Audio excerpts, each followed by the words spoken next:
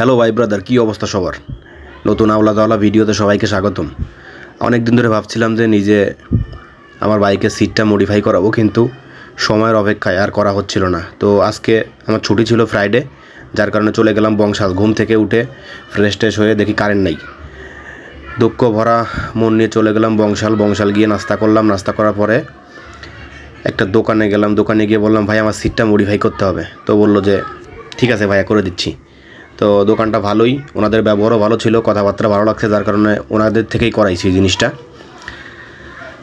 মোটামুটি কাজ কমপ্লিটের কাছাকাছি প্রায়। এখন বিষয়টা হলো যে এটা করার পরে কতটা কমফোর্টেবল হয় এবং কেমন হয়, আমি নতুন একটা ভিডিওতে আপনাদের সাথে আমার এক্সপিরিয়েন্সটা শেয়ার করব। আজকে তার শুধু আমার বাইকের সিটটা ফ্ল্যাট সিট ছিল, যার কারণে আমি ভাবছিলাম যে স্প্লিট সিট বানাবো, 2 পার্ট। তো আমার মনের ইচ্ছাটা পূরণ হচ্ছে, খুব ভালো লাগতেছে। এবং ইউজার এক্সপিরিয়েন্সে কেমন অভিজ্ঞতা আমি আপনাদের সাথে পুরো ভিডিওতে শেয়ার করব। আজকের মতো এই পর্যন্তই।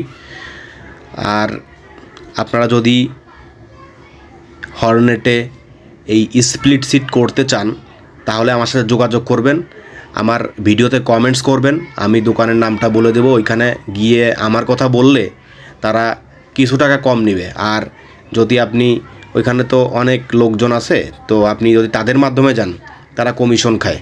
আর ডিরেক্ট যদি আপনি দোকানে যান, 200 টাকা কম নেবে আপনার থেকে।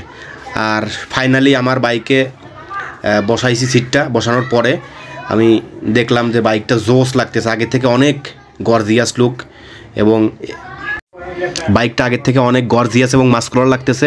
ইউজার এক্সপিরিয়েন্স আপনাদের সাথে নেক্সট ভিডিওতে শেয়ার করব। তো সবাইকে ধন্যবাদ, ভালো থাকবেন।